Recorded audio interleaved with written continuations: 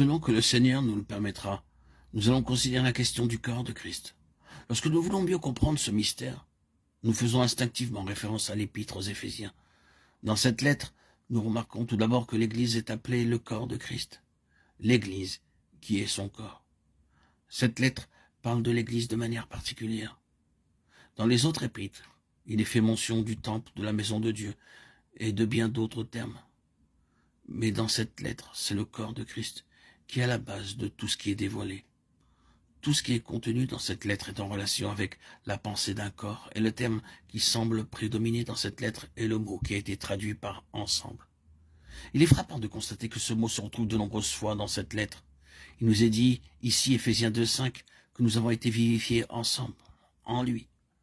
Cela signifie non seulement que nous sommes individuellement ensemble avec le Seigneur Jésus dans sa résurrection, mais que nous avons été vivifiés corporativement, c'est-à-dire ensemble, en lui. Et ce n'est pas uniquement avec lui, mais c'est en lui que nous avons été vivifiés corporativement. Toute l'Église ensemble a été incluse dans la résurrection du Seigneur Jésus. Dans le chapitre 2 au verset 6, nous lisons « ressusciter ensemble, en lui ». Et plus loin dans le même passage, « assis ensemble, en lui ». Dans le chapitre 1 au verset 10, il est question de réunir en un. Et encore au chapitre 2, versets 21 et 22, tout l'édifice est bien ajusté ensemble et nous sommes édifiés ensemble.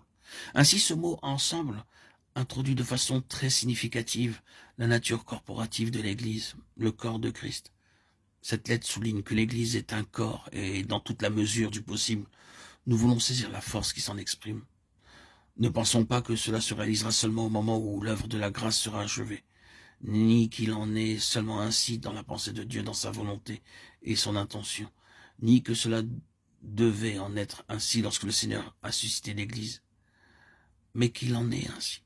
Malgré tout ce que l'on constate ici-bas, le nombre toujours croissant de divisions et de séparations, les schismes malheureux qui ont entaché la communion du peuple de Dieu sur la terre, malgré tout ce qui a pu exister et qui existe ou qui existera dans ce domaine, l'Église est toujours une entité corporative. Cette réalité ne peut pas être affectée par ceux qui vivent sur la terre. C'est l'essence de la véritable nature de l'Église, le corps de Christ. Et il vaudrait mieux pour nous que cela soit bien enraciné et fondé dans notre conscience spirituelle le plus tôt possible. Bien-aimés, aucun schisme sur la terre pouvant avoir une incidence sur la relation des chrétiens entre eux ne peut changer ce fait. Les distractions qui existent ou qui se manifestent à cause des mentalités différentes, des choix ou des préférences, des sympathies ou des antipathies, des acceptations ou des rejets intellectuels, toutes ces différences n'affectent pas ce fait ultime qu'il y a un royaume dans lequel il y a un ensemble, une unité, un corps qui n'est pas atteint par tout ce qui procède de l'homme en lui-même, sous l'aspect religieux ou théologique. Il y a un domaine, bien sûr, où peut se produire une rupture de communion. C'est celui de l'esprit, quand celui-ci est atteint et affecté. Là, sans aucun doute, il vous est possible de porter un coup au corps de Christ. Mais finalement, ce corps est un, ce qui montre clairement que c'est quelque chose qui échappe à ce qui est terrestre, et que c'est un corps céleste qui ne peut être influencé et touché par le terrestre.